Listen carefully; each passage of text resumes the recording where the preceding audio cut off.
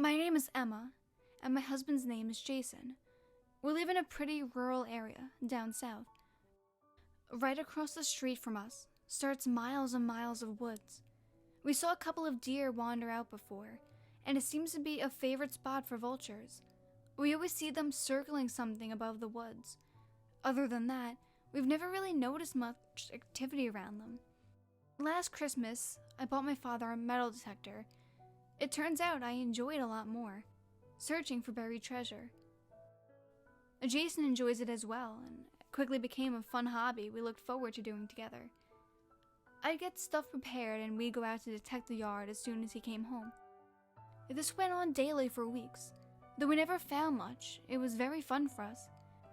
Eventually, we even bought another detector so we can each have one. Mostly we found modern change, bullets casting in scrap metal. We did find evidence of a massive fire at the back edge of our property. About 5 inches down, the ground is black and smells like sulfur. Lots of decayed and burnt wood. We gave up detecting that area because there were so many nails, I guess from the walls that burnt down. We found a few interesting objects, but we moved on. By then, we pretty much detected our entire property and needed somewhere else to go. That's when Jason suggested we go into the woods. For some reason, I instantly hated this idea, but didn't say so. I told him only if we packed water, snacks, and brought our dog, Ivy. She's a pit, and we rescued her years ago, and always stayed by our side. We made plans to go that weekend.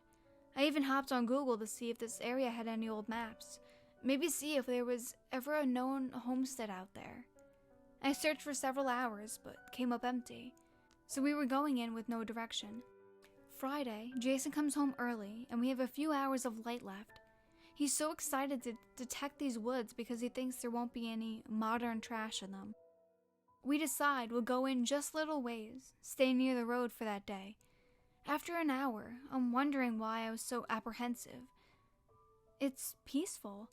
Ivy is having a good time sniffing. We found a few things from the research I did later that night.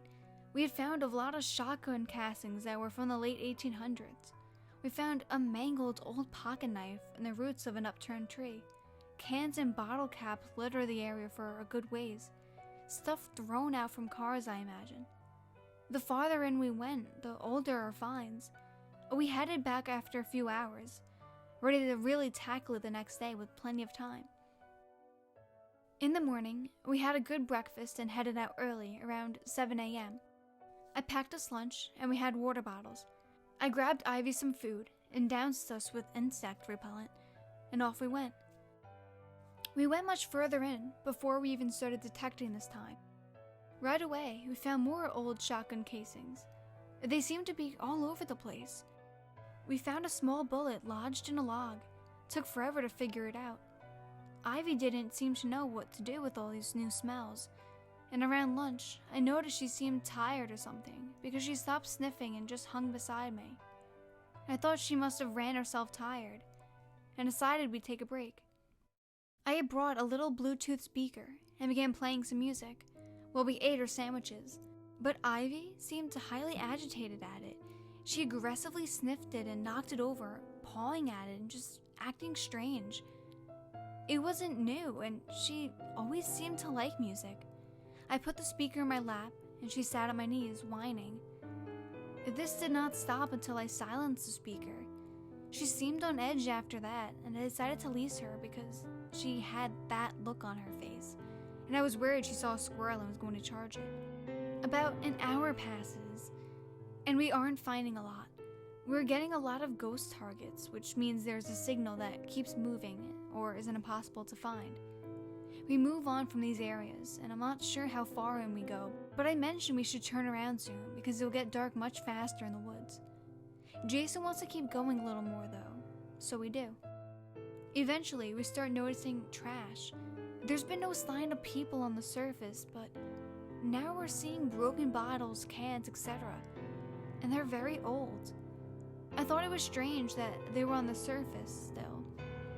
This stuff seemed scattered all around the area, and our detectors were useless again. Like back home, the ground was saturated with old nails, bottle caps, etc. We thought maybe someone used this as a dumping ground. I was having to tug Ivy's leash a lot at this point. She didn't want to go further in. And in retrospect, I wish we listened to her. I started getting nervous when I noticed what looked like a path, like someone had been back and forth a lot. I thought maybe they'd show up, and I did not want to meet anyone out here. But why would there be dumping ancient trash in the middle of the woods?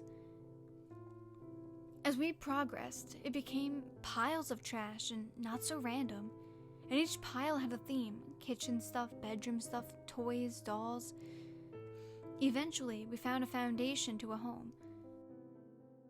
So it was a house. Nothing was left except the piles of things that seemed to be from the house, organized everywhere. There were so many bottles and cans, hundreds. It was very strange. I felt unsettled, and Ivy was getting worse. I told Jason I wanted to go home. He was convinced we'd find something valuable. I just stood there looking around, trying to make sense of all of it. I saw several dolls that were only torsos and heads, and strangely, all missing one eye. The same eye. I looked up and saw one in the tree. Jason has gone even further up the path. The piles of junk were bigger. More dolls, plates, bottles. I felt like this was too much to have come out of the size of this foundation. Someone had to have brought them here. I was about to tell Jason to come back when I noticed a pristine-looking combat blue bottle. I knew these would have been treasures, so I went to go look at it. Maybe Jason would leave if I found something. And I definitely wanted to leave. As I bent down to get the bottle, there was a loud snap behind me, like something large walking over a fallen branch. My heart froze as I stopped breathing, every hair on end filled with a rush of pure dread. I spun. Nothing was there. Ivy was staring straight ahead, ears back. A deer, I thought. Just an animal. Calm down. I tried to laugh at myself and picked up the bottle. And that's when Ivy growled at me. She had never growled at me before. To my side, I heard another snap, and I dropped the bottle. It shattered, but I was too busy scanning the trees to care about it anymore. I was sure something was watching us. I had that feeling of being watched, so intense, it was impossible to dismiss. Ivy whined again and started pulling me up the path towards Jason. I followed without hesitation. I wasn't running, but walking very fast. Ivy was pulling me. I was trying to stay calm. Suddenly, I heard something behind me. It sounded like someone running. I heard the rocks kicking and small twigs snapping, glass crushing underfoot. There was someone behind me, I knew it. I broke out in a run, trying to reach Jason. The noises behind me matched my pace. They were getting closer. I knew any second they were going to reach out and grab my arm. I tripped. I went flying face first into the dirt and lost hold of Ivy. I flipped over as fast as I could, arms in front of my face bracing for the hit. There was nothing there. Ivy jumped in front of me, barking the most aggressive bark I've ever heard from her. She was barking at the air. Her hair was raised and she was in a defensive stance. Jason was yelling, running towards us to see what was wrong. My hands were torn up, bleeding, bits of glass stuck out of my palm. The metallic scent of blood was overwhelming, and I remember thinking that it's too strong to just be my hands. It was all I could smell. Blood. Ivy stopped barking, but she was still growling. Jason pulled me up and grabbed her leash. There was another loud snap behind us, from where Jason was a second ago. Ivy suddenly went quiet and came to stand as close to us as she could. It was silent. The birds had stopped. The crickets had stopped. It suddenly seemed like it was moments from sundown, rapidly darkening. To our side, we heard something. At first, it sounded like crying, but it was morphed into a gurgle sound, not really a growl. I can't really explain it. Ivy was trembling. We saw nothing there, but it was getting louder. Jason picked up a rock and threw it in the direction of the sound. It silenced. We held our breath and stared. The rock came sailing back and almost hit Ivy in the head, followed by more rocks and gurgled crying. We turned and ran. The only place was further down the path. It suddenly opened up, and ahead I saw gravestones, old ones, 4 or 5 of them. There were more dolls in the trees here, and I grabbed Jason's arm and dug my feet in. I felt nothing but dread staring at the gravesite, and I knew we could not go there. We cut into the woods instead, trying to head back to our house. I briefly wondered if Jason had went all the way back to the graves earlier before I fell. We kept running, ripping our skin raw on thorns. Ivy was keeping pace with us. We heard those sounds of pursuit, something crashing through the woods after us, much louder than us. I looked back and saw nothing. I thought I lost my mind. We had to be hallucinating. I slammed into the back of Jason so hard it knocked me down, knocking the wind out of me. I yelled at him. Why did he stop? He was frozen in place.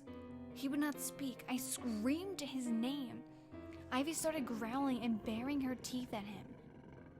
I pulled myself up and grabbed his shoulder, shook, but no response. The woods went silent again. I walked in front of Jason and I screamed.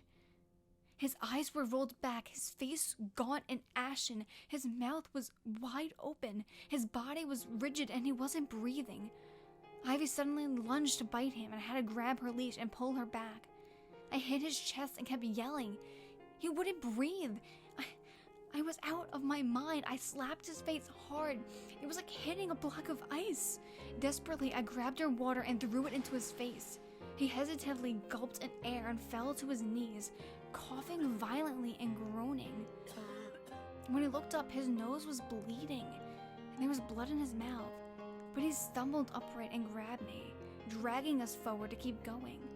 We still heard snapping all around us, but Jason couldn't run anymore. He stopped several times to vomit. Each time I noticed it was getting darker, almost black. I don't know what he was vomiting. He was rapidly declining, and I was having to partly drag him. Ivy would not come near him, but had stopped trying to attack. He was cold, freezing, and so pale. His nose kept bleeding, and I knew he was dying. I frantically pulled him, trying not to get caught on the brush and failing. I was crying and begging him to keep moving. I heard laughing, crying, clapping. I ignored it, focused on now saving Jason. Ivy seemed to be scouting a path for me, and I followed her. It seemed like hours and it was dark. We suddenly stumbled out of the woods. Jason and I fell down on the embankment. I just wanted to lay there and recover, but I got up and dragged him across the road into our yard. We were almost unconscious. My phone finally had a signal, and I was about to dial 911 when he yelled, jumping up fast and knocking my phone to the ground, grabbing my arm. He sounded enraged. My arm started to hurt and Ivy started barking again, and suddenly he let me go. His posture changed, and his nose was no longer freely bleeding. He apologized and said, "Who would believe anything I said? He's feeling better, and that we should get inside." That all happened a week ago. Jason hasn't gone to work.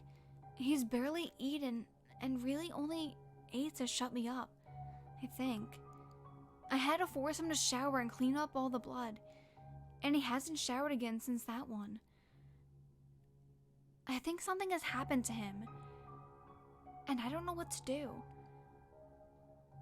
I think he'd be very mad if I posted this, and I'm really scared.